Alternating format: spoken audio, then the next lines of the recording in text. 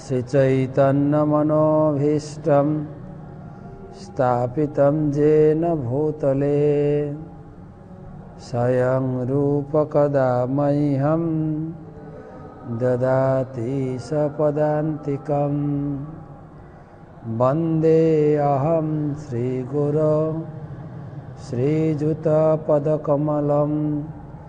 श्रीगुरून् वैष्णवांश्च श्रीरूपं साग्रजातं सहगण रघुनाथान्वितं तं सजीवं साद्वैतं सावधूतं परिजनसहितं कृष्णचैतन्यदेवं श्रीराधाकृष्णपादान् सहगण ललिता श्रीविशाखान्वितांश्च नमो विष्णुपादाय कृष्णप्रेष्ठाय भूतले श्रीमते भक्तिवेदान्त स्वामिनिति नामिने नमस्ते सारस्वते देवे गौरवाणी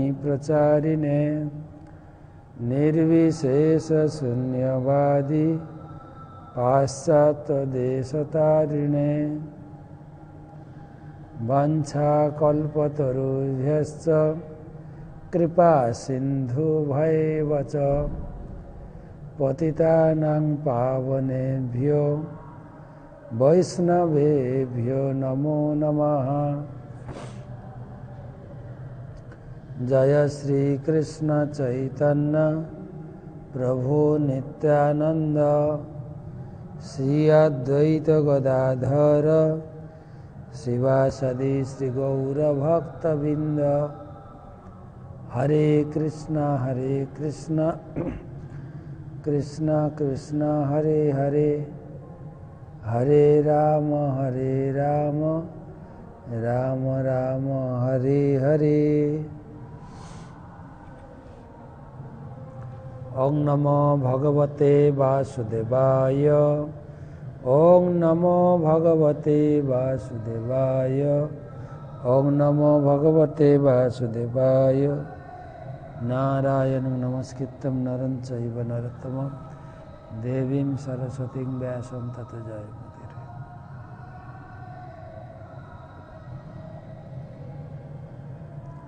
तो आज के আমাদের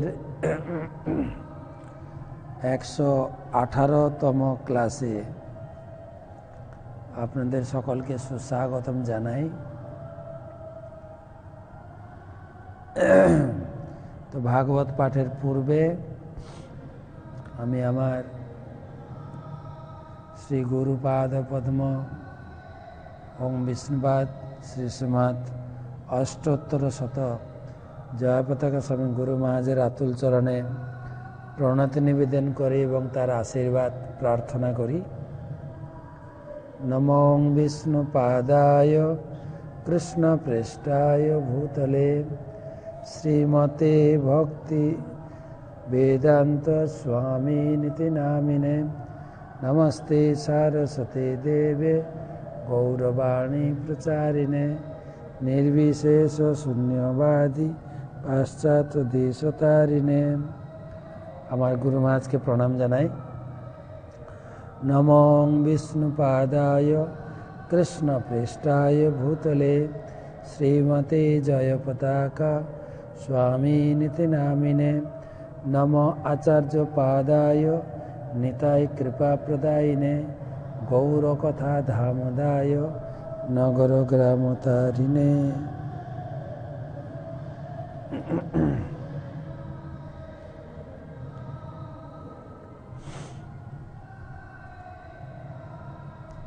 তমাদিদেবং করুণানিধানম তমালবর্ণম সুহিতাবতারম अपार संसार समुद्र सेतुं भजामहे भागवत स्वरूपम ग्रंथराज श्रीमद्भागवतम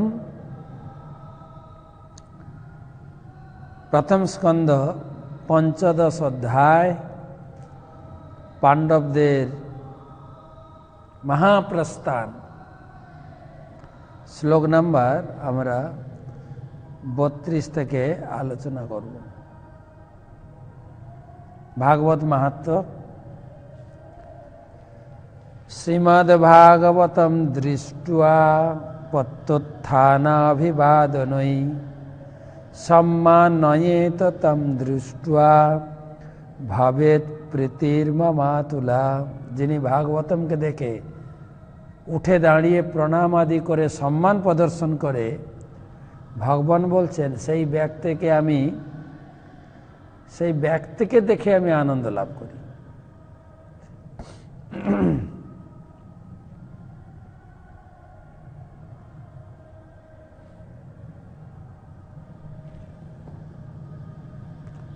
তো আমরা আমাদের আলোচনা চলছে যে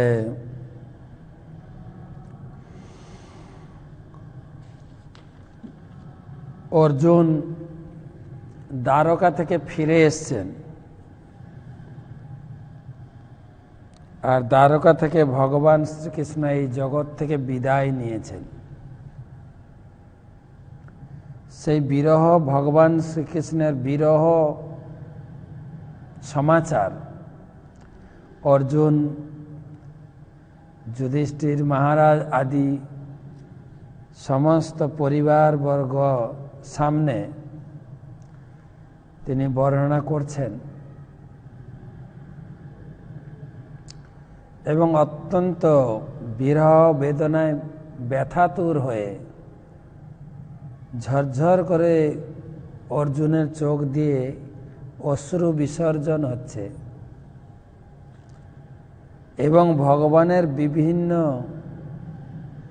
লীলাদি, বিশেষ করে অর্জুনের সঙ্গে ভগবানের যে সমস্ত আদান প্রদান সেগুলো স্মরণ করে অর্জুন অত্যন্ত শোকাতুর হয়েছে।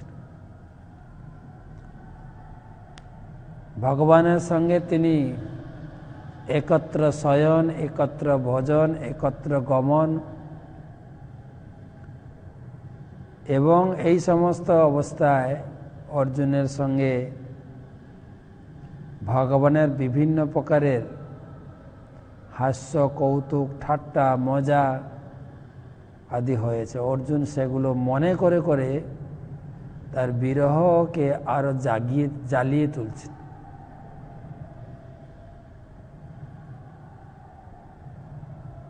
এবং অর্জুন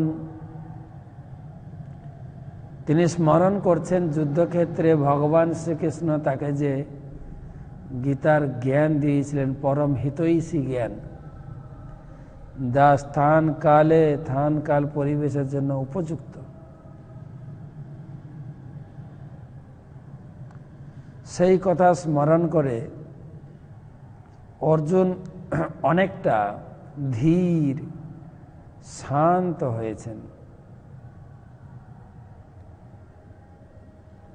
আর এদিকে কি হলো, ভগবানের অন্তর্ধানের খবর শুনে যুধিষ্ঠির মহারাজ নির্ণয় করলেন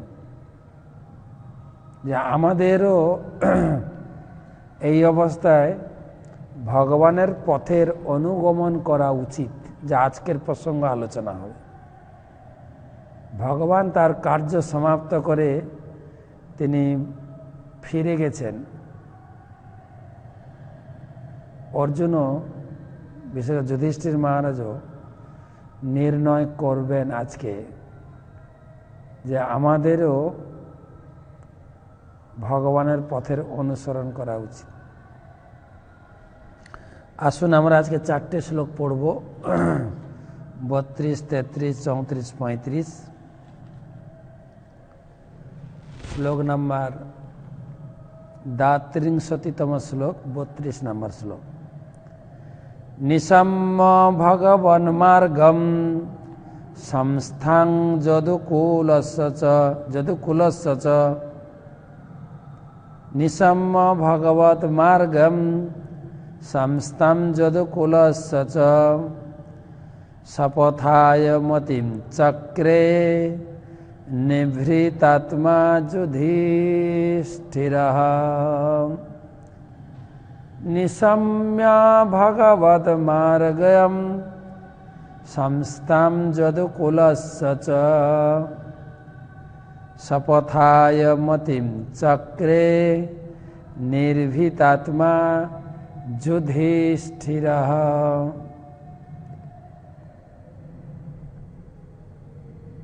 এই শ্লোকের অনুবাদ এবং তাৎপর্য।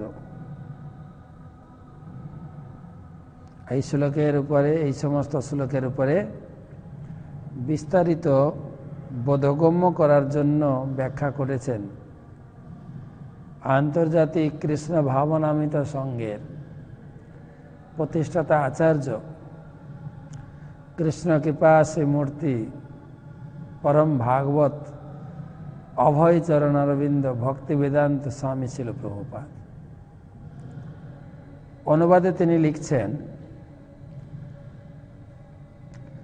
শ্রীকৃষ্ণের স্বধামে প্রত্যাবর্তনের কথা এবং এই পৃথিবী থেকে যদুকুলের বিনাশের কথা শুনে নিশ্চলমতি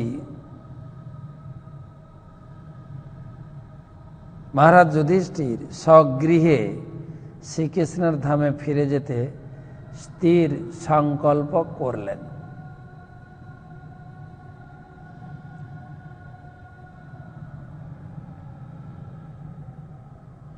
অর্জুনের কাছে সমাচার তিনি পেয়ে গেছেন এবং অর্জুনের আসার আগেও তিনি এটা অনুমান করছিলেন। অনেক অমঙ্গল সূচক লক্ষ্য দর্শন করেছিলেন, অনেক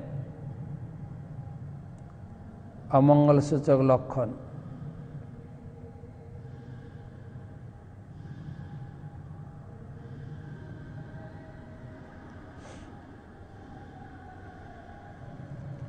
সেখান থেকে তিনি অনুমান করেছিলেন ভগবান এই জগতে নেই। তারপরে অর্জুন আসার পরে অর্জুনকে দেখে যুধিষ্ঠির মহারাজ অনেক প্রশ্ন করেছিলেন, আশঙ্কাযুক্ত প্রশ্ন, কিন্তু অর্জুনের মনোভাব দেখে তাও যুধিষ্ঠির মহারাজ দ্বিতীয়বার তিনি বুঝে নিয়েছিলেন যে ভগবান নেই এই জগতে।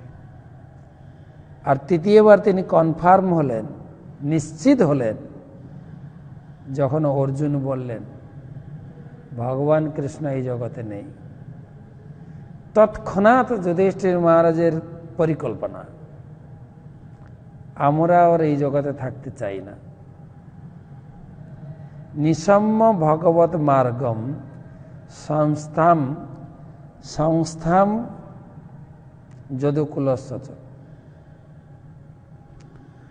ভগবান তিনি তার মার্গে চলে গেছেন, আর সংস্থাম চ যদুকুলস্য, যদুকুলের সমাপ্তি হয়েছে। নিশ্চিত, নিশম্য, নিশ্চিত হয়ে গেল। স্বপথায় মথিম চক্রে। স্বপথায় মানে নিজের পথে। প্রভুপাদ লিখেছেন নিজের ঘরে যাওয়ার জন্য স্বগৃহে। কোথায় স্বগৃহ? নিভৃতাত্মা। স্বগৃহ কোথায়? ভগবত ধাম। আমরা সকলে ওখানকার বাসিন্দা। যুধিষ্ঠির মহারাজ তো ধর্মরাজ, আর গীতা থেকে আমরা শুনছি, গীতায় ভগবান বলছেন যে আমি তোমাদের জন্মদাতা, আমি তোমাদের এই জগতে তোমাদের প্রত্যেকের জন্মদাতা পিতা হচ্ছে আমি। 14 অধ্যায়ে ভগবান ঘোষণা করছেন, মম জনি মহৎ ব্রহ্ম তস্মিন গর্ভ দধামহম সম্ভব সর্বভূতানাম তত ভবতি ভারত। এই জগৎরূপী মাতৃর গর্ভে আমি গর্ভম দধামি অহম, গর্ভে আমি বীর্য আধান করেছি। সর্বজনীষু কৌন্তেয় মূর্তয় সম্ভবন্তি যা তাসাং ব্রহ্ম মহৎজনী অহং বীজ পদপ্রীতা। এই জগতে যত প্রকার জীবজনী দেখছ তাদের জন্মদাতা পিতা হচ্ছে আমি। মামাই বংশ জীবলোকে জীবভূত সনাতন। ভগবান বলছেন সমস্ত জীব হচ্ছে আমার বংশের লোক, পরিবারের লোক, আমার অংশ। তো আমরা অ্যাকচুয়ালি ভগবত ধামের বাসিন্দা। ভগবানকে ভুলে গিয়ে এই জগতে এই সংসার আমার, এই দেশ আমার, এই পরিবার আমার বলে আমি আসক্ত হয়ে পড়েছি। আমরা ভুলে গেছি কিন্তু যে আমরা চিন্ময় জগতের লোক। শাস্ত্র বলছে অমৃতস্য পুত্রা, আমরা হচ্ছি অমৃতময় ভগবানের সন্তান। কিন্তু ভুলে গেছে। বলে ভুলে গেলাম কি করে? এটা হচ্ছে সংসারের মায়া। একবার ইন্দ্রকে শূকর হয়ে আসতে হয়েছিল।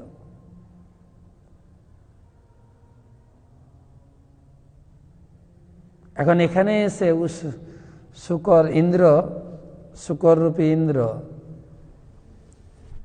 সেই ইন্দ্রের মানে স্বর্গরাজ্যের সমস্ত ভোগ পরিত্যাগ করে তাকে এখানে আসতে হয়েছিল। কিন্তু এখানকার মায়া এমন, এখানেই তার শূকরের যে পরিবার তৈরি হয়ে গেল, স্ত্রী সন্তানাদি, হ্যাঁ, কাদাতে বা নালাতে ড্রেনে শুয়ে থাকতো, এখানেই তাদেরকে নিয়ে সংসার পাতলো। বহুদিন হয়ে গেছে, স্বর্গরাজ্য দেখার কেউ নেই। তা ব্রহ্মা এলেন ইন্দ্রকে নেওয়ার জন্য। ইন্দ্র পুরোই ভুলে গেছেন এখানে এত সুখ, গরম গরম মানুষের মল খাচ্ছে, আর এদিকে যৌন সঙ্গ, যেখানে কোনো প্রকারের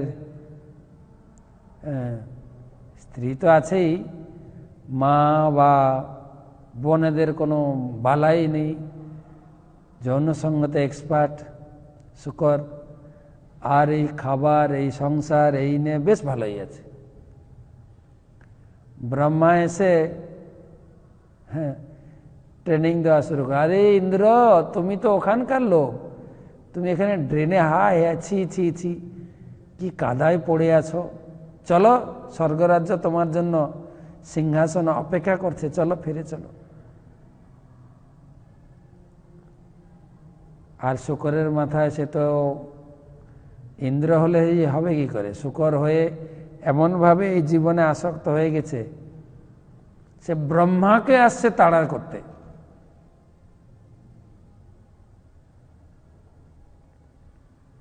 ব্রহ্মা দেখলেন ভালোই তো লোক দেখছি। ব্রহ্মা ধীরে ধীরে ধীরে ধীরে শূকরের বংশটাকে হত্যা করতে শুরু করেন। ছেলে মেয়েদেরকে মেরে দিলেন, স্ত্রীকে সরিয়ে দিলেন, একা হয়ে গেছে। ধীরে ধীরে ব্রহ্মার কৃপায় ইন্দ্র ধীরে ধীরে তার জ্ঞান শক্তি ফিরে পেলেন। আরে সত্যি তো আমি তো ইন্দ্র। ব্রহ্মাচরণে আশ্রয় করে ফিরে গেলেন। আমরাও তাই, কিন্তু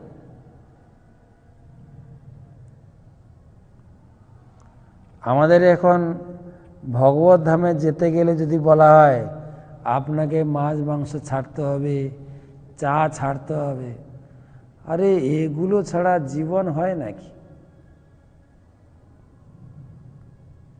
যেরকম প্রথম যখন আমেরিকাতে প্রভুপাদ ইস্কন আশ্রম তৈরি করবেন, তিনি প্রথমে কিছু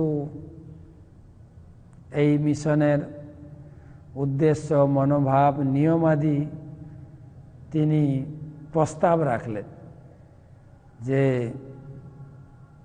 এই ভক্তি জীবন অনুশীলন করতে গেলে 4টা নিয়ম পালন করতে হবে। সম্পূর্ণরূপে নিরামিষাশী হতে হবে, ভেজিটেরিয়ান, কোনো প্রকারের নেশা করতে পারবেন না। তারপরে অবৈধ সঙ্গ, নিজের স্ত্রী বা নিজের পুরুষ ছাড়া অন্য কারোর সঙ্গে আপনি যৌন সঙ্গ করতে পারবেন না। আর 4র্থ নম্বর হলো কোনো প্রকারের জুয়া, ক্যাসিনো ওগুলো খেলতে পারবেন না। তো আমেরিকান লোক হাসলেন, আরে এটাই তো আমাদের জীবন, এই ছাড়া জীবন আছে নাকি? আমাদের দেশে এটা হয়তো মনে কিছু নাও হতে পারে, অনেক লোক নেশা করে না, অনেক লোক নিজের স্ত্রী ছাড়া কারোর সঙ্গে এই সমস্ত যৌন সঙ্গ করেন না, বহু লোক আছেন। অনেক লোকই নিরামিষ খেয়ে আছে, জন্মগত অভ্যাস বা নিরামিষ পছন্দ করেন। আর বহু লোক আছেন তারা জীবনে এই সমস্ত লটারি বা এই সমস্ত ক্যাসিনো জুয়াদি খেলেন না। তো ভারতের ক্ষেত্রে এটা ঠিকই আছে, কিন্তু আমেরিকান জীবন যা এখন ভারতীয়রা শেখা শুরু করেছে, যেখানে 4টা নিয়মই ভঙ্গ, মেন ইনকাম তো এই সমস্ত জুয়া, তারপরে নেশা তো আমাদের এখানে লুকিয়ে খায়, দোকানে গিয়ে লুকিয়ে বোতল কিনে কাগজে মুড়ে ব্যাগের ভিতরে নিয়ে যায়, আর ওখানে তো মা আপনার বোতলে ঢেলে দিয়ে যাবে। আর অবৈধ মেলামেশা তো একদম ভরপুর। আমেরিকাতে আমরা এখানে যেরকম বলি না www.com ওয়েবসাইট, যেরকম আমাদের আছে www.mayapur.com, আর আমেরিকাতে বলা হয় www.not.com। not.com মানে এই 3টা জিনিস আমেরিকাতে স্থির না, 3টা ডব্লিউ স্থির না, স্থায়ী না। প্রথম ডব্লিউ হচ্ছে ওয়ার্ক, কাজ, কাজ স্থায়ী না। এই এখন কাজ আছে, কালকে দেখলেন কাজ নেই, বা কালকে আবার কাজ পেয়ে গেলেন। আপনার হাতে কাজ নেই, কালকে কাজ পেয়ে গেলেন। প্রথম ডব্লিউ অস্থায়ী। দ্বিতীয় ডব্লিউ হচ্ছে ওয়েদার, এই আকাশ পরিষ্কার, এখন মেঘাচ্ছন্ন। আর তৃতীয় ডব্লিউ হচ্ছে উইমেন, স্ত্রী লোক, ও একটা লোকের সঙ্গে সবসময় থাকেন না,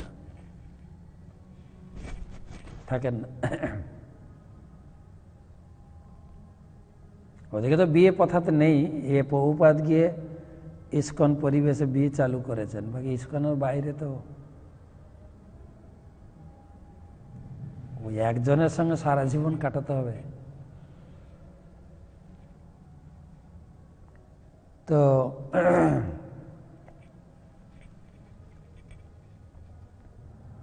সেরকম ইন্দ্রেরও এইরকম আসক্ত হয়ে, আমরা যেরকম আসক্ত হয়ে গেছি এই জগতে, এই সব জিনিসে।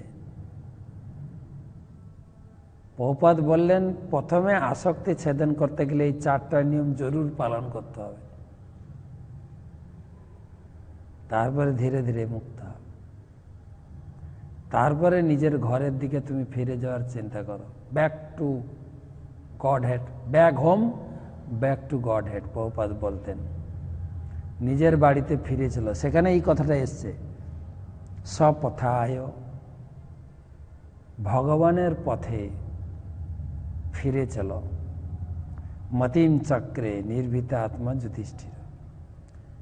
ভগবানের পথে ফিরে যাওয়ার জন্য যুধিষ্ঠির মহারাজ মনকে স্থির করলেন। এমনিতে তিনি স্থির,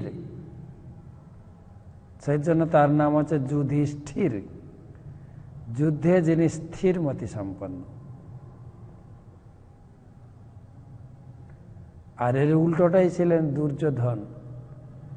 দুযোধন, যিনি অন্যায়ভাবে যুদ্ধ করেন তাকে বলে দুযোধন, দুঃসলা, দুঃশাসন, এসব নাম আছে দেখবেন, যে অন্যায়ভাবে শাসন করেন, দুঃশাসন।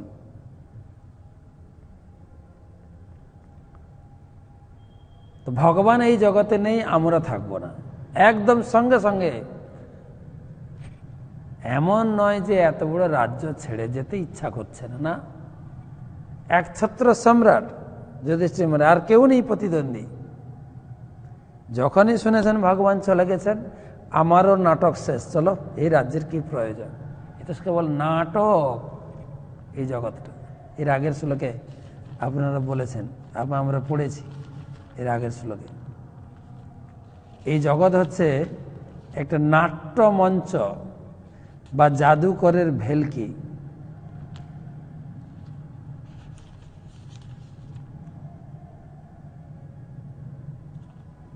জাদুকর যেরকম জাদু দেখিয়ে অনেক কিছু দেখিয়ে দেন, এই আপেল এনে দিলাম, ওই আপেলের কোনো দাম নেই, এই বাক্স থেকে কিছু নেই, পাখি একটা বের করে দিলাম, জ্যান্ত পাখি না।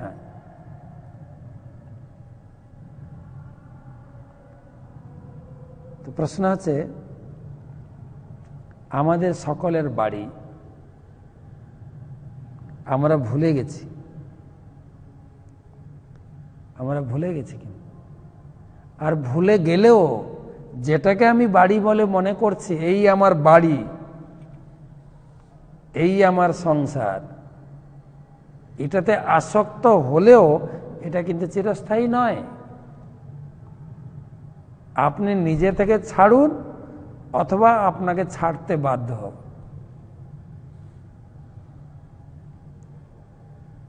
ছাড়তে তো হবে, জন্মিলে মরিতে হবে, অমর কে কোথা কবে। এই জগতে কে অমর আছে? কিছুদিনের জন্য নাটক করে তাকে তো আগে পরে যেতেই হবে, যেতেই হবে। সে যুধিষ্ঠির মহারাজ রেডি হয়ে গেল সঙ্গে সঙ্গে। তাই যুধিষ্ঠির মহারাজও তাৎপর্যের শেষের প্যারা ভগবত ধামে ফিরে যাওয়ার কথা বিবেচনা করছিলেন। ভগবান যখন এই পৃথিবীতে অথবা মর্তলোকের অন্য কোনো স্থানে অবতরণ করেন, যদুকুলের যাদবেরা ছিলেন তার, তখন তিনি তার নিত্য পার্শ্বদের নিয়ে আসেন। সেই সূত্রে তার লীলা সহচর যদুকুলোদ্ভূত যাদবেরা ছিলেন তার নিত্য পার্শ্বদ। তেমনি মহারাজ যুধিষ্ঠির এবং তার ভাইরা মাতা কুন্তী দেবী, এরাও ছিলেন নিত্য পার্শ্বদ। ভগবান এবং তার নিত্য পার্শ্বদের আবির্ভাব তিরোভাব অপ্রাকৃত, তাই এই নিয়ে বিভ্রান্ত হওয়া উচিত না। কালকে যেরকম গত পরশু দিন আমরা আলোচনা করেছিলাম, যদুবংশ ধ্বংস নিয়ে অর্জুন অনেকভাবে আমাদের বুঝাতে চেষ্টা করলেন যে আপনারা কেউ যেন বিভ্রান্ত না হন, ভগবানের পরিবারের লোকেরা নিজেরা মারপিট করে কি করে ধ্বংস হয়ে গেল যদুবংশ। অর্জুন বুঝাতে চাইছিলেন, আরে উনি নিয়ে এসছিলেন আর নিয়ে যাচ্ছেন। আর এই শ্লোকেও তাই বলা আছে। যুধিষ্ঠির মহারাজ দেখলেন ভগবান চলে গেছেন, এখন আমারও কাজ শেষ, নাটক কমপ্লিট, আমিও যাব। একদম যুধিষ্ঠির মহারাজ তিনি ভাইদের অত্যন্ত ভালোবাসতেন। বলছে পক্ষ ছায়ার মতো, পাখি যেরকম পালকে তার সন্তানদের গুটিয়ে রাখে না, যুধিষ্ঠির মহারাজ ভাতৃপ্রেমী। সব সময় হৃদয় দিয়ে ভাইদেরকে আগলে রাখতেন। এক মুহূর্ত ভাইদের না দেখলে খুব বিভ্রান্ত হতেন। মাকে ভালোবাসতেন প্রচুর, ভাইদের ভালোবাসতেন প্রচুর। আর যখনই শুনলেন ভগবান এই জগতে আর নেই, তখন থেকে বেচারা একদম চুপচাপ হয়ে গেলেন, একদম চুপচাপ। এখানে দিয়েছেন দেখেন শ্লোকে, নিভৃত আত্মা। নিভৃত আত্মা মানে একা একা থাকতেন, কারোর সঙ্গে মিশতেন না, কারোর সঙ্গে কথা বলতেন না, একদম চুপচাপ হয়ে গেলেন, নিঃসঙ্গ হয়ে গেলেন।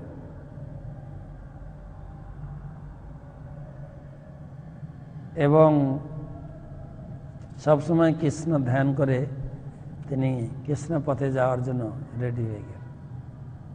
যুধিষ্ঠির মহারাজ। পরের শ্লোক, পিথাপনুশ্রুত ধনঞ্জয়োদিতম পিথাপনুশ্রুত্য ধনঞ্জয়োদিতম নাশম যদূনাম ভগবদ্গতিম চ তাম একান্ত ভক্ত্যা ভগবত্তদোক্ষজে নিবেশিতাত্ম পররাম সংশ্রিতে।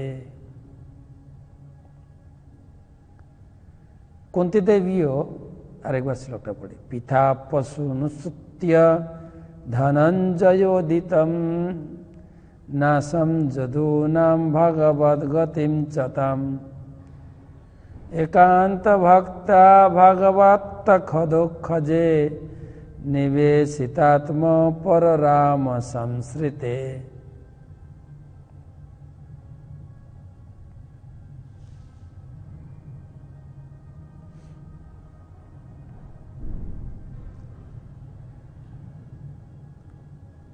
তো কুন্তি দেবী কি বলে, অনুবাদ, যুধিষ্ঠির মহারাজ রেডি হয়ে গেলেন, তিনি রাজ্যপাঠ বুঝিয়ে চলে যাবেন। তার আগে পৃথা দেবীর, কুন্তি মাতার অবস্থা দেখুন। কুন্তি মাতা ওখানে দাঁড়িয়ে দাঁড়িয়ে অর্জুনের বক্তব্য শুনছিলেন।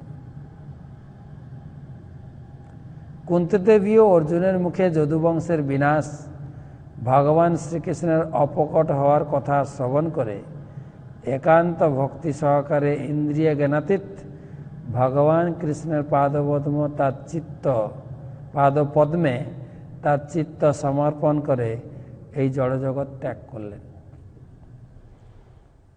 প্রথমে কুন্তি দেবী চলে গেলেন,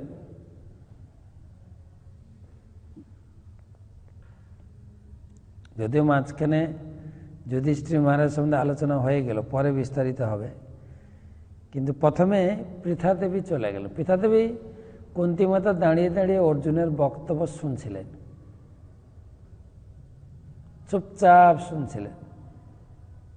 যখনই শুনলেন অর্জুন বললেন যে ভগবান কৃষ্ণ এই জগতে আর নেই, শোনার সাথে সাথেই যেরকম ঝড়ে কলা গাছ পড়ে যায় না, ওই রকমই কুন্তি দেবী থুক করে পড়ে গেলেন, মারা গেলেন। এতটাই সাধ্বী ছিলেন, এতটাই সংযমী ছিলেন, এতটাই তিনি উন্নত ছিলেন। ভগবান নেই, তিনিও দেহত্যাগ করে চলে গেলেন, একদম দাঁড়াতে দাঁড়াতে সবার সামনে। যেরকম ভীষ্মদেবের ইচ্ছা মৃত্যু ছিল, ইনার তো ইচ্ছা মৃত্যু শোনা যায় না, কিন্তু ব্যবহার দেখা গেছে। এতটাই মুক্ত পুরুষ ছিলেন। যখনই শুনেছেন ভগবান এই জগতে নেই, তিনি আত্মাকে ভগবানের চরণে নিবিষ্ট করে দেহত্যাগ করলেন।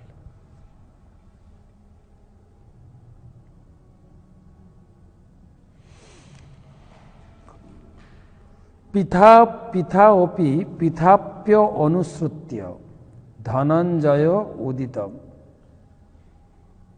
ধনঞ্জয় মানে অর্জুন, অর্জুনের উক্তি, অর্জুনের বক্তব্য অনুসৃত্য শ্রবণ করলেন। কে? পৃথা। কুন্তী মাতা। নাসম যদুনাং ভগবতীম চতাম, কি শ্রবণ করলেন না? নাসম যদুনাম, যদু বংশ আর নেই। ভগবত গতিম চতাম, তারা ভগবত গতি প্রাপ্ত হয়েছেন এবং ভগবানও চলে গেছেন। এইটা শোনার সাথে সাথে একান্ত ভক্তিয়া, একান্ত মানে একদম হৃদয়ে চিত্তটাকে স্থির করে নিলেন। একান্ত কিসে ভক্তি করলেন? ভগবত অধক্ষজে, ভগবানের চরণে মনকে স্থির করলেন। নিবেশিতাত্ম পরমাম সংসার, আর ভগবানের চরণে নিজের মনকে স্থির করে এই শরীর ছেড়ে দিলেন। কত উন্নত ব্যক্তি! প্রভুপাদ লিখেছেন, তাৎপর্য পড়বেন, যে ভগবত ভক্তি অনুশীলন করে ধীরে ধীরে ভগবানের সঙ্গে নিজেকে সংযোগ করতে হয়। আর এইভাবে কুন্তী দেবী তার আত্মাকে ভগবানের সেবায় সবসময় যুক্ত রেখেছিলেন। তিনি সম্পূর্ণরূপে দেহ চিন্তার ঊর্ধ্বে ছিলেন।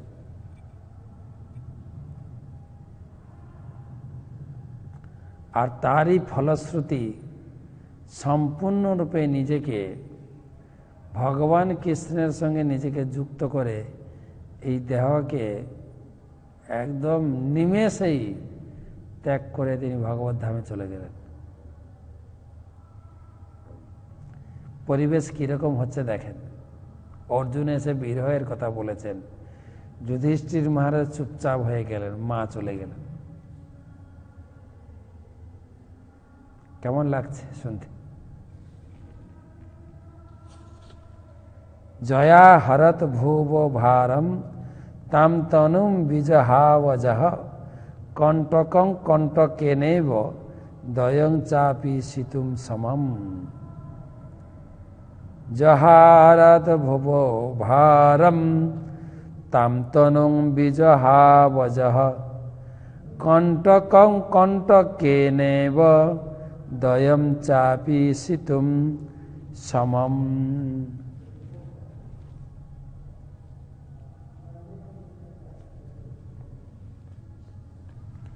এই শ্লোকে বোঝাতে চাইছেন সুত গোস্বামী যে এই ধরনের পরিস্থিতিতে আপনারা বিভ্রান্ত হবেন না প্লিজ। কিরকম হয়ে যাচ্ছে সংসারটা।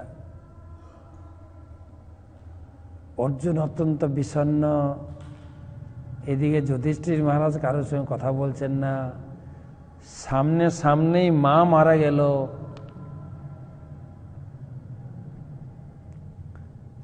তো সুত গোস্বামী বুঝাতে চাইছেন আমাদের শ্রোতাদেরকে, কাঁটা দিয়ে কাঁটা তোলার পর যেমন দুটি কাঁটাকে ফেলে দেওয়া হয়, তেমনি জন্মরহিত ভগবান শ্রীকৃষ্ণ যাদবদের দ্বারা ধরিত্রীর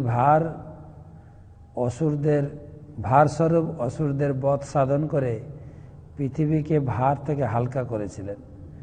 তারপর তাদের অপ্রকট করিয়ে, কারণ তার কাছে উভয়ই সমান, তারপর অপ্রকট করিয়েছিলেন।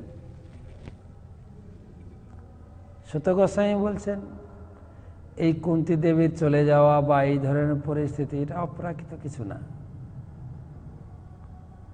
ভগবান নিয়ে এসেছিলেন সবাইকে, এবারে কার্য সমাধা হয়েছেন, এবার ধীরে ধীরে এক একজনকে ফেরত নিয়ে যাচ্ছে। তো একটা দৃষ্টান্ত দিয়েছেন, কাঁটা দিয়ে কাঁটা তোলা। কাঁটা দিয়ে কাঁটা তোলা স্বাভাবিক। কাঁটাটি পায়ে ফুটলে আর একটি কাঁটার সাহায্যে কাঁটাটা তুলে তারপরে দুটো কাঁটাকে ফেলে দেওয়া হয়। এখানে বুঝাতে চাইছেন ভগবানের কাছে অসুর দেবতা উভয়ই সমান। দেবতারা ভগবানের বাধ্য, অসুররাও বাধ্য। তাই এখানে কাঁটা দিয়ে কাঁটা তোলার দৃষ্টান্তটি উপযুক্ত। যে কাঁটাটি পায়ে ফোটে তা অবশ্যই ভগবানকে ব্যথা দেয়, অন্য কাঁটাটি দিয়ে সেই কাঁটাটি তোলা হয় এবং অবশেষে ভগবানের সেবা করে থাকে। যদিও প্রতিটি জীব ভগবানের অবিচ্ছেদ্য অংশ, কাঁটার মতো ভগবানের পায়ে ফুটে ভগবানকে যন্ত্রণা দেয়, তারা হচ্ছে অসুর।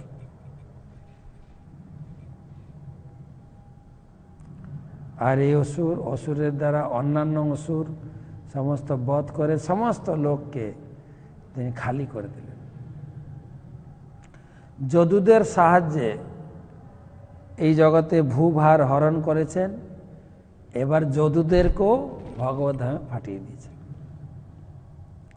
তো ভগবানকে সাহায্য করার জন্য পঞ্চপাণ্ডব, কুন্তী মাতা, এই শ্লোকে বা আগের শ্লোকে সিদ্ধান্ত করা হচ্ছে তেনারা হচ্ছে নিত্য পার্শ্বদ। এবারে অন্য কোথাও গিয়ে আবার অভিনয় করতে হবে, লীলা করতে হবে, তাই এক এক করে এই জগৎ থেকে চলে যাচ্ছেন। তাদের এই জগৎ থেকে বিদায় কিরকম বিদায় হলো এই অধ্যায়ে সেটাই বলা হচ্ছে। এই শ্লোকে আবার বুঝাচ্ছেন, যথ মৎসাদি রূপাণি ধত্তে ইহাত তথা নটঃ ভূভারঃ খপিত যেন জহৌ তচ্চ কলেবরম। যথা মৎসাদি রূপাণি ধত্তে জহাত যথা নটঃ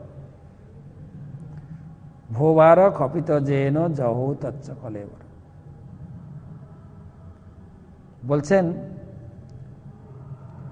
ঠিক যেমন একজন জাদুকর এক দেহ পরিত্যাগ করে অন্য দেহ ধারণ করে, তেমনি পরমেশ্বর ভগবান পৃথিবীর ভার বহন করার জন্য মৎস্যাদি বহুবিধ রূপ পরিগ্রহ করেন।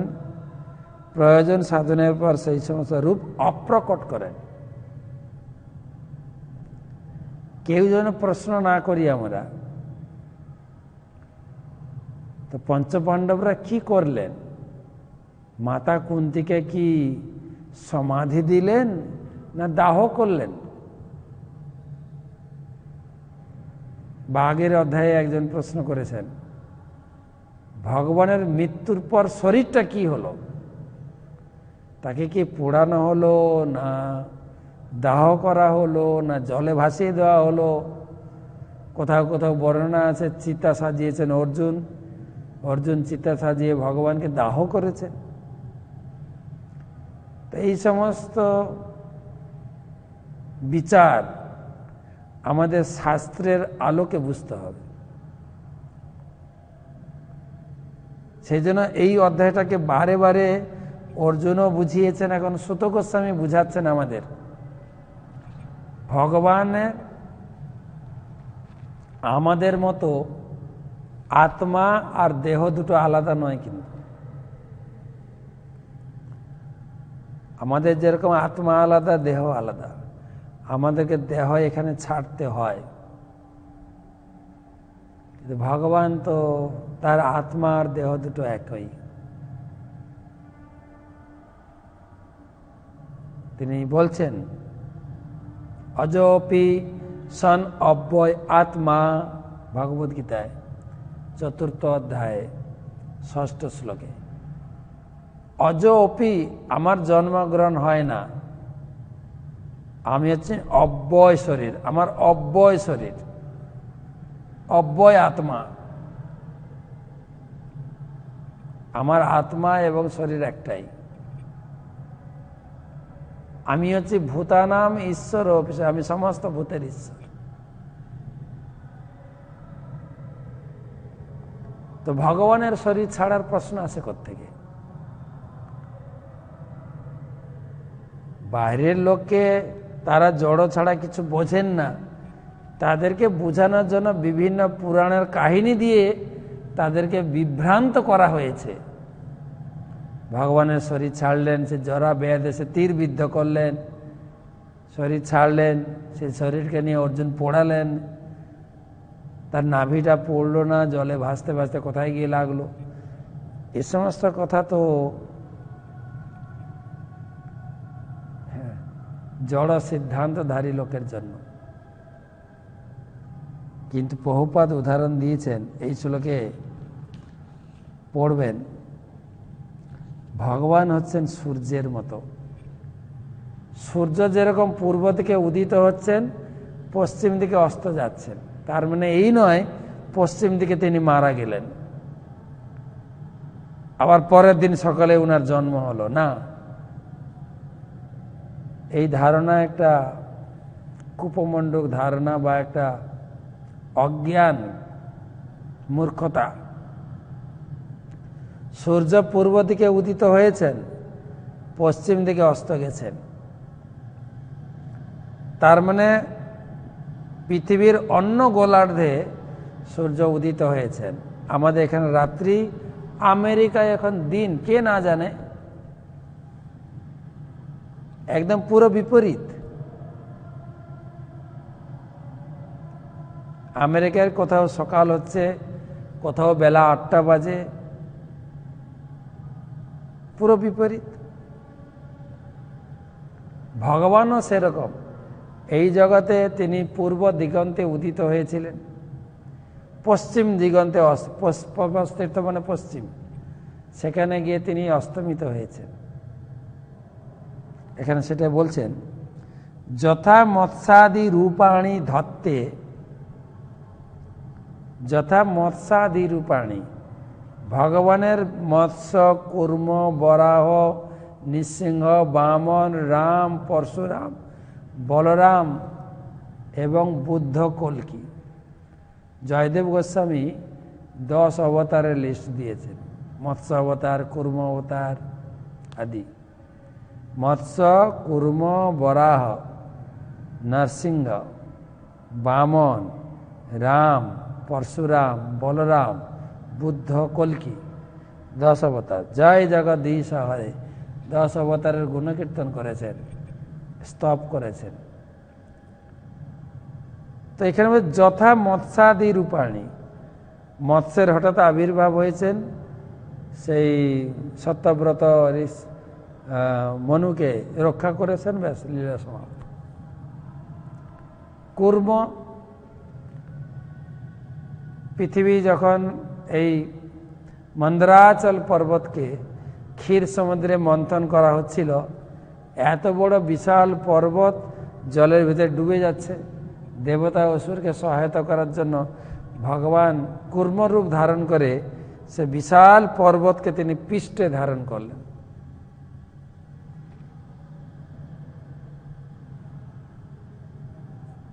তারপরে সমুদ্র মন্থন শেষ, তিনি চলে গেছেন। সেজন্য বলছে যথা মৎস্য কূর্মাদি,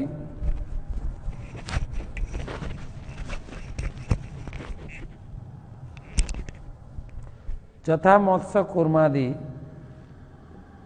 রূপাণী, রূপ নরসিংহদেব আবির্ভূত হলেন সে খাম্বা থেকে। তারপরে উনি কি মারা গেলেন নাকি কি হলো? না, তো অন্তর্ধান হয়ে গেছেন ভগবান শ্রীকৃষ্ণ। তাই তবে কোন কোন অবতার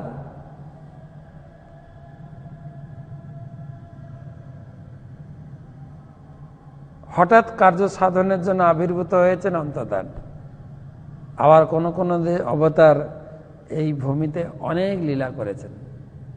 যে নরসিংহদেব হিরণ্যকশিপুকে বধ করলেন, ব্যাস। কিন্তু বামন অবতার বলিকে রাজ্য ফিরিয়ে দিলেন, ব্যাস। কিন্তু রামচন্দ্র অবতার অনেকদিন ছিলেন, কৃষ্ণ অবতার অনেকদিন ছিলেন, 125 বছর। চৈতন্য মহাপ্রভু 48 বছর ছিলেন। চৈতন্য মহাপ্রভু অপ্রকট নিয়েও অনেকের বিভ্রান্তি রয়েছে। কেউ বলেন পাণ্ডারা তাকে পিটিয়ে মেরেছেন, কিন্তু যথাযথ শাস্ত্রের ভিত্তিতে জানুন। চৈতন্য মহাপ্রভু সম্পর্কে মূলত 4টি গ্রন্থ পাওয়া যায়, মানে একদম অনুমোদিত গ্রন্থ। চৈতন্য মঙ্গল কাব্য, চৈতন্য চরিতামৃত মহাকাব্য এবং চৈতন্য ভাগবত কাব্য, এবং সেই সঙ্গে মুরারি গুপ্তের কর্চা, মুরারি গুপ্তবাবু মায়াপুরে ছিলেন। মাহাপুর বাললীলা তিনি কিছু নোট করে রেখেছিলেন, যেটাও পরবর্তীকালে এই ভক্তদের জন্য অত্যন্ত অত্যন্ত সামঞ্জস্যপূর্ণ এবং অত্যন্ত কি বলে অনুমোদিত। ভগবানের লীলার এই সমস্ত সন্ধান, তো এই সমস্ত গ্রন্থে এসব লেখা নেই। কিছু তথাকথিত কবিরা যারা চৈতন্য মহাপ্রভু অপ্রাকৃত ভাব বুঝতে পারেন না, চৈতন্য মহাপ্রভুকে একজন সাধারণ লোক যারা মনে করেন, সেই সমস্ত মূঢ় দুরাচারী আর অপরাধী ব্যক্তিরা এই ধরনের কথা নিয়ে এসছেন, যা বর্তমান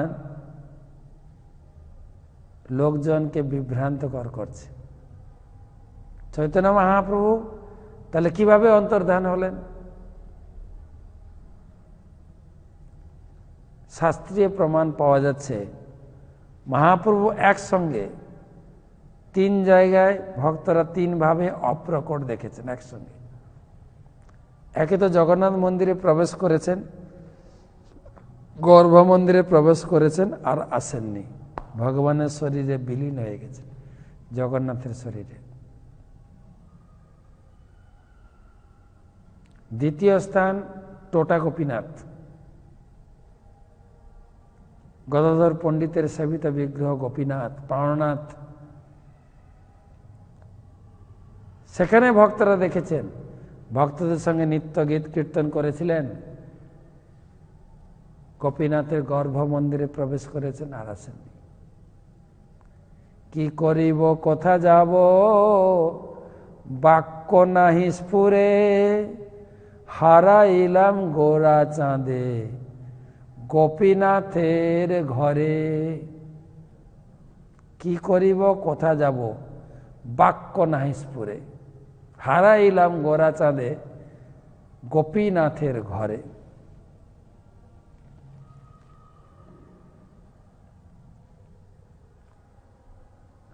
গোপীনাথের অঙ্গে এবং এই জানুতে একটা চিহ্ন আছে, ওইখানে তিনি প্রবেশ করে গেছেন। আবার কিছু ভক্ত সমুদ্রে চরে ছিলেন, সমুদ্রে স্নান করেছেন আর উঠেননি।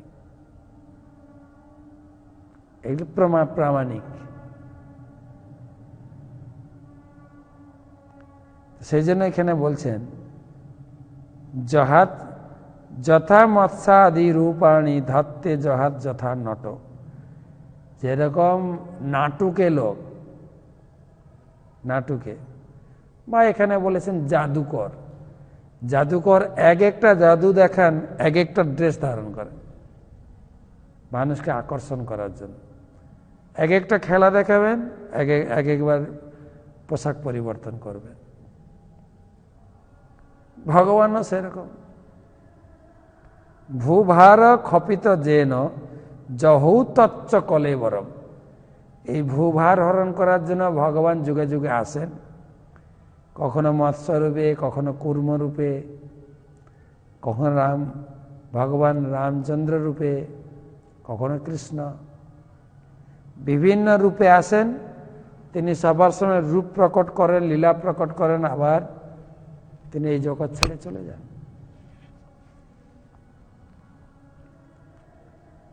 তো সেটাই হচ্ছে বিচার। বারে বারে বোঝানো হচ্ছে ভগবান এবং ভগবানের পার্শ্বদ পঞ্চপাণ্ডবেরা তারা কোনো আমাদের মতো সাধারণ মানুষ ছিলেন না।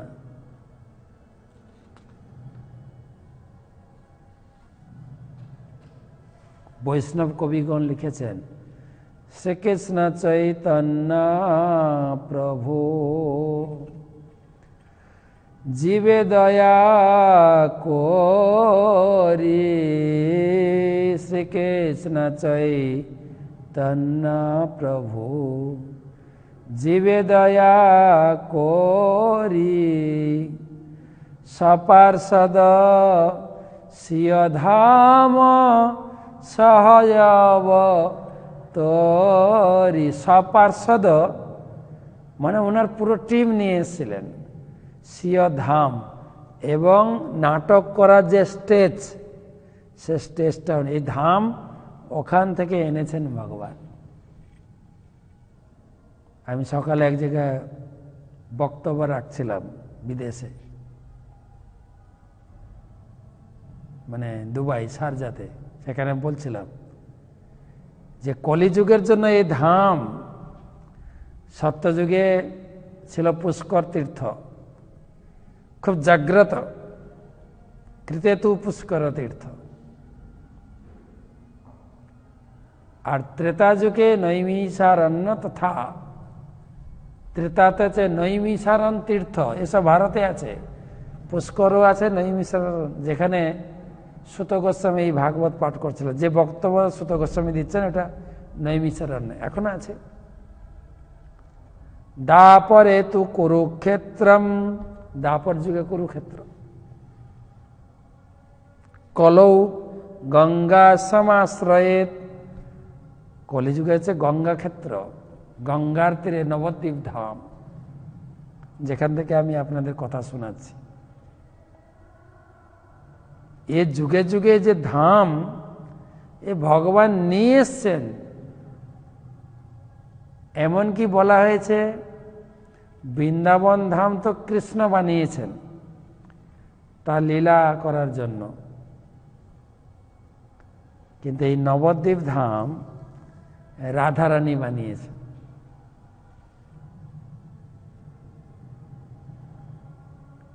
বৃন্দাবনে আপনি এক রাত বাস করতে পারবেন, কৃষ্ণের কৃপা হলে আপনি 3 রাত বাস করতে পারবেন, আর রাধারানীর কৃপা হলে তো মোটামুটি আপনার বৃন্দাবন বাস হতে পারে। তো বৃন্দাবন বাসের জন্য রাধারানী এবং কৃষ্ণের কৃপা চাই। আর সেই রাধা কৃষ্ণ একসঙ্গে মিলিত হয়ে গৌরাঙ্গ রূপে এসছেন এই নবদ্বীপ ধামে, এতে আরো বেশি কৃপা লাভ করা যাবে। শ্রী গৌর মণ্ডল ভূমি যেবা জানে চিন্তামণি, তার হয় ব্রজভূমে বাস। কেউ যদি গৌর মণ্ডল ভূমি নবদ্বীপ ভূমিকে চিন্তামণি রূপে চিন্তা করে এবং তার পূজা করে, আরাধনা করে, নবদ্বীপ ধামের ধ্যান করে, সে বৃন্দাবনে ফিরে যাওয়ার, বৃন্দাবনে বাসের যোগ্যতা লাভ করবে। গৌরাঙ্গের সঙ্গে গণে, যারা গৌরাঙ্গ মহাপুর পার্ষদ নিত্য সিদ্ধ করি মানে, সে যায় বজেন্দ্র সুত পাস। আর গৌরাঙ্গ মহাপুর এই যে পার্ষদ, কৃষ্ণের এই যে পার্ষদ, পঞ্চপাণ্ডবাদী, কুন্তী মাতা, এমনকি ধৃতরাষ্ট্র, বিদুর, গান্ধারী, সব ভগবানের পার্ষদ, নিত্য সিদ্ধ। আমাদের মতো তাদের মৃত্যু, আমাদের মতো তাদের জন্ম হয় না। যহৌ তচ্চ কলেবরম, এই শ্লোকে বলছেন। সেই রকম তারা আসেন, চলে যান।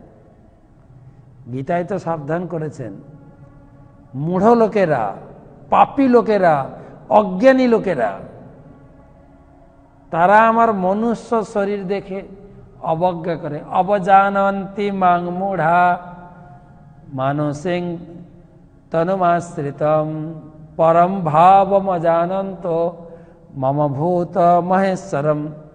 গীতায় 9ম অধ্যায়ে ভগবান বলছেন যে যারা অত্যন্ত মূঢ়, অত্যন্ত মূঢ়, অজ্ঞানী, পাপী, রাক্ষসী, সেই সমস্ত লোকেরা আমাকে এই মনুষ্য শরীর দেখে অবজ্ঞা করে। এতগুলো মেয়ে বিয়ে করেছিল, এই করেছিল, ওই করেছিল, সব অসুরের দল, আসুরিক ভাবমাশ্রিত। গীতায় বলছেন, আমি বলছি না। ভগবান বলছেন এই ধরনের লোকদের মোঘাসা মোঘ কর্মাণ মোঘ জ্ঞান বিচেতস রাক্ষসীম আসুরীম চৈব প্রকৃতিং মোহিনীম শ্রেতা। এই সমস্ত লোকেদের সমস্ত প্রকারের কর্মের ফল, যোগের ফল আর জ্ঞানের ফল আমি তাদের থেকে বঞ্চিত করে দেব। মোঘ, মোঘ মানে বঞ্চিত। তারা এই জগতে অসুরের মতো হয়ে জীবনযাপন করবে, জীবনে তাদের কোনো কিছু লাভ হবে না। তাই পদ্মপুরাণে বলছেন, পদ্মপুরাণে না, বৃহৎ বিষ্ণু স্মৃতি, বৃহৎ বিষ্ণু স্মৃতিতে বলছেন, খুব কড়া কথা কিন্তু, যো ব্যক্তি ভৌতিকম দেহম কৃষ্ণস্য পরমাত্মনা সর্বস্মাৎ বহিষ্কার্য শ্রৌত স্মার্ত বিধানত মুখম তস্যাবলোক্যাপি সচলম স্নানম আচরেত। বলছে যে ব্যক্তি ভগবানের শরীরকে আমাদের মতো ভৌতিক শরীর বলে মনে করে, বলছে তাকে দর্শন মাত্রেই সবস্ত্রে গঙ্গায় ডুবে পবিত্র হন, নাহলে আপনিও পাপী হয়ে গেলেন। ও তো পাপিষ্ট, আপনিও পাপী হয়ে গেলেন। ভগবানের শরীর, দিব্য শরীর। তাই এখানেই সেটাই বোঝানো হচ্ছে, ভগবান এবং ভগবানের পার্শ্বদ সমূহ নিত্য। তাই আগের অধ্যায়ে ভগবান বিদায় নিয়েছেন, এই অধ্যায়ে পাণ্ডবরা এক এক করে বিদায় নেবেন। মাতা কুন্তী চলে গেলেন।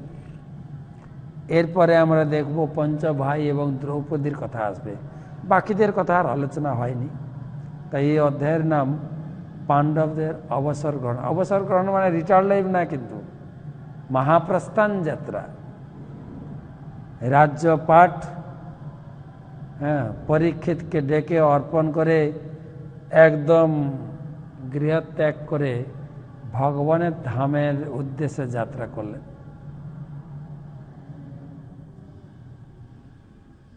লোককে বিভ্রান্ত করার জন্য বলা হয়েছে ওনারা স্বর্গ আরোহণ করেছেন, কেন বাইরের লোক স্বর্গ ছাড়া এর উপরে বোঝে না। যদি বলা হয় গোলক বৃন্দাবন, ওটা কোথায় প্রশ্ন করে লোকে, সেই জন্য ওদের জন্য বলা হয়েছে স্বর্গ আহরণ করেছে। কিন্তু এই শ্লোকে, এই আজকের আলোচনাতে বলছে স্বগৃহে, আপনার 32 নম্বর শ্লোকে মিলিয়ে নেবেন, স্বগৃহে শ্রীকৃষ্ণের ধামে যেতে মনস্থির করলেন। ভক্তদের জন্য এটা বোঝা উচিত যে ওনারা ভগবত ধামে ভগবানের কাছে ফিরে গেছেন। এই পর্যন্ত থাকলো, আমরা কালকে ধারাবাহিক আলোচনা করব। সেই সঙ্গে আরেকটা ঘোষণা দিয়ে রাখি, শীঘ্রই আমাদের এই ক্লাসের কিছু নিয়ম পরিবর্তন করা হচ্ছে। ক্লাস ঠিক টাইমে শুরু হবে, 7:30 যেরকম হচ্ছে আগামী রবিবার থেকে। কালকে তো ঠিক টাইমে শুরু হবে, রবিবারও টাইমে শুরু হবে, কিন্তু 8:30টায় ক্লাস শেষ হবে। এখন যেরকম 8:45-এ শেষ হচ্ছে, ক্লাস শেষ হবে 8:30টায়। তারপরে শুরু হবে, এই চ্যানেলটা লিঙ্ক কেটে দেওয়া হবে, নতুন একটা লিঙ্ক আনবে যেখানে প্রশ্ন উত্তর পর্ব হবে, লাইভ প্রশ্ন উত্তর। আপনি প্রশ্ন করবেন, আমরা উত্তর দেব। এটা প্রশ্ন উত্তর পর্ব, যেটা আপনার লিঙ্কেও পাবেন, কেবিলেও পাবেন। কেবিল, কয়েকটা জেলাতে কেবিল লাইন চালু হয়েছে। এই 8:35 থেকে ধরো 20 মিনিট 25 মিনিট প্রশ্ন উত্তর পর্ব হবে। আর এই ভাগবত ক্লাস সমাপ্ত হবে 8:30টায়, সমাপ্ত হয়ে যাবে। আবার নতুন করে ক্লাস চালু হবে আগামী রবিবার থেকে। তো আপনাদের যত প্রকারের প্রশ্ন আছে, প্রশ্ন উত্তর পর্ব শুরু হচ্ছে আগামী রবিবার থেকে, ঠিক 8:30টার পরে। আর এই ভাগবতম ক্লাস 8:30টা পর্যন্ত চলবে।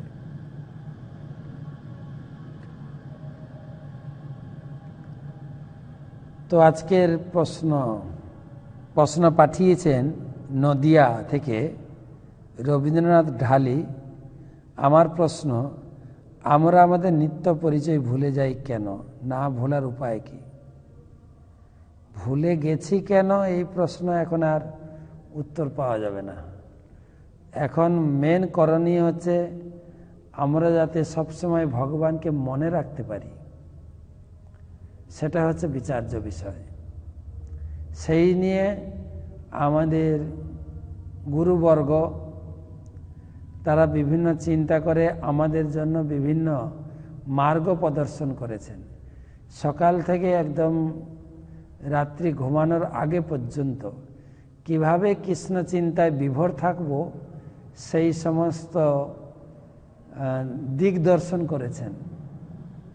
তস্মাৎ, গীতায় বলছেন, তস্মাৎ সর্বেষু কালেষু মামনুস্মর যুদ্ধ চ ময়ি অর্পিত মনোবুদ্ধি মাম বৈশস্ত সংশয়।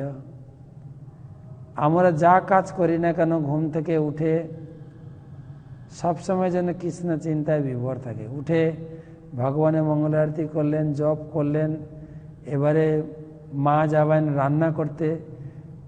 রান্না করতে গিয়ে মনে করতে হবে যে আমি ভগবানের জন্য রান্না করছি। ভগবানের রান্না করেন রাধারানী, রাধারানীকে স্মরণ করে তার আশীর্বাদ নিয়ে রান্না করতে হবে। এই চেতনাকে গড়ে তুলতে হবে। না আমার এই সবজিটা খেতে ভালো লাগে, আমার মতো করে বানাবো না, ভোগ বুদ্ধি পরিত্যাগ করে। আমার ছেলে মেয়ে না, এরা ভগবানের দেওয়া উপহার। আমার ছেলে মেয়েদের ভগবানেরই সন্তান, আমি কেবল তাদের কেয়ারটেকার মতো তাদের যত্ন করব, তাদের শাসন করব, তাদেরকে গড়ে তুলব। আমার ডিউটিটা পালন করব। মূলত হচ্ছেন কৃষ্ণের সংসার করো, ছাড়িও না চার। সংসারটা হচ্ছে কৃষ্ণের, তার জন্য আমি যাব চাকরি করতে, তার জন্য আমি যাব ব্যবসা করতে, এসে তার সেবায় যুক্ত হব। ঘর থেকে যখন বেরিয়ে যাব তাকে প্রণাম করে তার আশীর্বাদ নিয়ে, কৃষ্ণ তোমার সেবার জন্য আমি যাচ্ছি, আমার ব্যবসাতে আমি যেন ব্যবসা করে সুষ্ঠুভাবে ফিরে এসে তোমার সেবায় আবার যুক্ত হতে পারি। যা খাবো ওনাকে ভোগ লাগিয়ে খাবো, গায়ে যা কিছু পরবো, জামা প্যান্ট গেঞ্জি টুপি গলার মালা সব ভগবানকে নিবেদন করে তার প্রসাদ হিসাবে গ্রহণ করব। তাহলে আপনি কখনো কৃষ্ণকে ভুলবেন না। এবং সদা সর্বদা হরির নাম। মহাপ্রভু বলেছেন,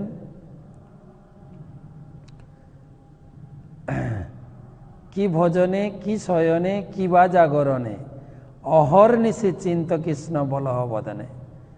ভজন করার সময় কৃষ্ণ গুণগান করুন। মহাপ্রসাদ মন্ত্রেও বলা হয়েছে, সেই প্রসাদ অমৃত পাও রাধা কৃষ্ণের গুণ গাও। রাধা কৃষ্ণের গুণ কীর্তন করতে করতে আমার গুরুদেব যখন শয়ন করতে যান, তখন পাশে বসে একজন, তিনি বিভিন্ন সময় বিভিন্ন গ্রন্থ পড়েন, বিশেষ করে চৈতন্য চরিতামৃত গ্রন্থ। চৈতন্য মহাপ্রভু লীলা শুনতে খুবই তিনি পছন্দ করেন। প্রতিদিন শোয়ার সময় ভক্ত এই চৈতন্য চরিতামৃত পড়ে শুনিয়ে ঘুম পাড়াবেন। খেতে বসলে তিনি কৃষ্ণলীলা পড়বেন, পাশে একজন কৃষ্ণলীলা পড়ে শোনাবেন, উনি বসে বসে প্রসাদ পাবেন। কৃষ্ণের গুণকীর্তন, কৃষ্ণ চিন্তা, এই হচ্ছে কৃষ্ণ চিন্তা অভ্যাস করা। নিরঞ্জন দাস কেরালা থেকে প্রশ্ন পাঠিয়েছেন, শাস্ত্রে বর্ণনা করা হয়েছে যারা ভগবান শ্রীকৃষ্ণের ভজনা করে মৃত্যুর পর তাদের ঊর্ধ্বগতি হয়। আমার প্রশ্ন হলো, ভীষ্মদেবের মৃত্যু উত্তর আয়োজনে অপেক্ষা করছিলেন কেন? তিনি কি কৃষ্ণের ভক্ত ছিলেন নাকি? আপনি মৃত্যুবরণ করলে ঊর্ধ্বগতি তো হবেই শিওর, তবে পুণ্যতিথিতে সে সুযোগটা নেবেন না কেন?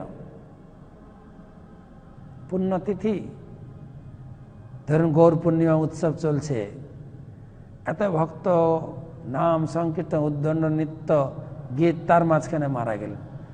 তা আপনার কত ভালো না? এমনি মারা গেলে হয়তো কখনো কখনো হতে পারে আমি কৃষ্ণকে ভুলে যেতে পারি, সেই জন্য পুণ্য তিথির সুযোগ না। যেরকম কালকে দিন গেছে মকর সংক্রান্তি, মকর স্নান বলে, বাইরের লোকেদের মকর স্নান করলে কি হবে? আপনার পুণ্য হবে, পুণ্য। ভক্তরা তো পুণ্য চায় না, কিন্তু বাইরের লোক পুণ্যের পিছনে ছুটছে, ভক্তরা বলছে আমিও ছাড়বো কেন, আমিও যাই একটু ডুবে আসি, ভগবানের কৃপা লাভ করব। আর ভীষ্মদেবের ক্ষেত্রে যেটা হয়েছিল আমাদের পক্ষে খুব কঠিন। ভীষ্মদেব দিন পছন্দ করে, ক্ষণ সময় পছন্দ করে মারা গেছেন, কিন্তু আমাদের যে কি গতি হবে জানি না। সেজন্য ভক্তরা ভগবানের কাছে প্রার্থনা করেন যেন একটা পবিত্র তিথিতে, পবিত্র স্থানে যেন আমার দেহটা ত্যাগ হয়, পবিত্র স্থানে, পবিত্র তিথিতে। শাস্ত্রে আছে সে সমস্ত। এমনি লোকাচারে লোককে বোঝানোর জন্য অনেক কাহিনী শোনা যায় যে আমাদের এটা অয়ন তো দক্ষিণায়ন আর উত্তরায়ণ। আজ থেকে পড়ে এগুলো মাঘ মাস, মাঘ, ফাল্গুন, চৈত্র, বৈশাখ, জ্যৈষ্ঠ, আষাঢ়, এই 6 মাস দক্ষিণায়ন। সূর্য কর্কট রাশি থেকে মকর রাশিতে এলো, একটা রাশি আছে যেটা মানুষের উপরে প্রভাব বিস্তার করে, তো সে রাশিতে এলো। এই 6 মাস পরে আবার দক্ষিণায়ন। তো গীতাতে 8ম অধ্যায়ে বর্ণনা করা হয়েছে যে আমাদের এখানে 6 মাস, আমাদের 6 মাস, দেবতাদের 12 ঘন্টা। আমাদের 6 মাস, 6 মাস 1 বছর, দেবতাদের 24 ঘন্টা, একদিন। বাইরের লোককে বোঝানোর জন্য বলা হয়েছে যে মরলে স্বর্গে যাবে না, স্বর্গে। আর ভীষ্মদেব তো স্বর্গেরই লোক,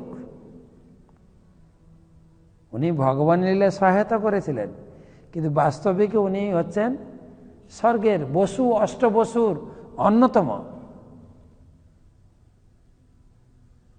বশিষ্ঠ মুনির অভিশাপে তিনারা ভগবানের লীলা সহায়তা করতে এসেছিলেন। অভিশাপ তো ওখান থেকে আনার জন্য, এটাও একটা ভগবানের লীলা, তারা ওখান থেকে আসবেন কি করে? তাই মা গঙ্গা তাদের গর্ভে ধারণ করে সপ্তবসুকে সঙ্গে সঙ্গে মুক্তি দিয়েছেন অভিশাপ থেকে, কিন্তু অষ্টবসু বেশি দিন এখানে ছিলেন। কিন্তু স্বর্গেরই লোক, স্বর্গ থেকে এসেছিলেন ভগবানকে সহায়তা করার জন্য। বিভিন্ন জায়গা থেকে ভগবান লোক নেই, তাই ওনাকে স্বর্গে পাঠিয়ে দিয়েছেন। জানো না, নাটক করার জন্য আমরা এখান থেকে যাব কলকাতায় নাটক করতে, ঠিক আছে? আমাদের পাড়ার থেকে কিছু নিই, অন্য পাড়ার থেকে কিছু লোক নিই, এবার নাটক শেষ, যে যার পাড়াতে ফিরে যাবে। আবার যখন নাটক দরকার, এই ভীষ্মা চলো চলো। তো 6 মাস দিন, 6 মাস রাত্রি। বলছে দক্ষিণায়ন মানে দেবতাদের রাত্রি, উত্তরায়ণ মানে দেবতাদের দিন। রাত্রে আমরা দরজা টরজা বন্ধ করে ঘুমিয়ে পড়ি না, তো সেই রকম দেবতাদের স্বর্গলোক লক করে শুয়ে পড়েন। এখন যদি ভীষ্মদেব যান স্বর্গে, চারিদিকে গেট বন্ধ, তো ওই গেটের কাছে গালে হাত দিয়ে বসে থাকতে হবে। তার থেকে বেটার এখানেই থাকি, ভগবানের লীলাটা দেখি, ভগবান এই কুরুক্ষেত্র যুদ্ধটা কিভাবে সমাপ্ত করেন দেখে যাই, তারপরে যাব। এতে ওনার এই ধরনের আশীর্বাদটা ছিলই, কাজে লাগিয়ে দিয়েছেন। তা আমাদের বিভ্রান্ত হওয়ার দরকার নেই।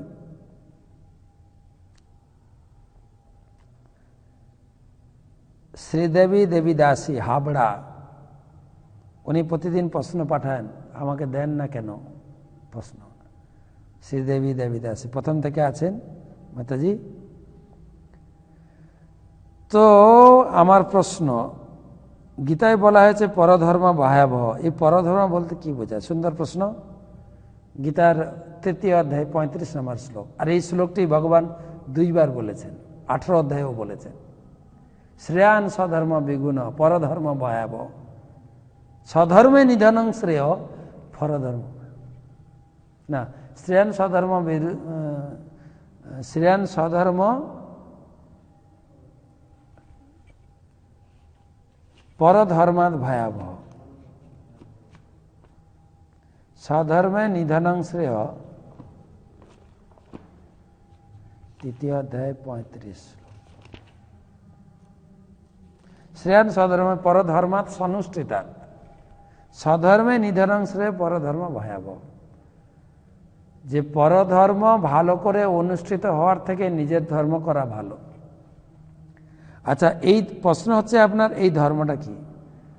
এই ধর্ম মুসলিম, খ্রিস্টান, হিন্দু এরকম না, কিন্তু এটা হচ্ছে বর্ণাশ্রম, ব্রহ্মচারী, গৃহস্থ, বানপ্রস্থ, সন্ন্যাস, বর্ণ ধর্ম বা আশ্রম ধর্ম। ধরুন আশ্রম, হ্যাঁ, ব্রহ্মচর্য আশ্রম, গৃহস্থ আশ্রম, বানপ্রস্থ আশ্রম, সন্ন্যাস, অথবা বর্ণ ধর্ম, ব্রাহ্মণ, ক্ষত্রিয়, বৈশ্য, শূদ্র। এই যে 4টে আশ্রম, 4টে বর্ণ, এটাকে বলা হয়েছে। আপনি গৃহস্থ, সেখান থেকেই আপনি ভালো করে গৃহস্থ ধর্ম যাজন করে ভক্তি করুন। না আমি ঘর বাড়ি ছেড়ে মন্দিরে গিয়ে সাধু হয়ে যাব, এটা পরধর্ম হয়ে গেল। কিন্তু আপনি ঘর বাড়ি ছেড়ে চলে এলেও যেহেতু আপনি ততটা রেডি নয়, আবার ঘরের কথা মনে পড়বে, আবার ঘরে যেতে ইচ্ছা করবে, মঠে থাকতে পারবেন না। আর সব ধর্মে কিছু না কিছু দোষ আছে, কিছু না কিছু দুঃখ আছে। গৃহস্থ ধর্মের কত দুঃখ, স্বামী স্ত্রী, ছেলে মেয়ে, আত্মীয় স্বজন, তাদেরকে নিয়ে তাদের ভিতরে ভজন সাধন করতে হয়। সেরকম আশ্রম জীবনেও কিছু কিছু দুঃখ আছে, সেগুলো মেনে চলতে হয়।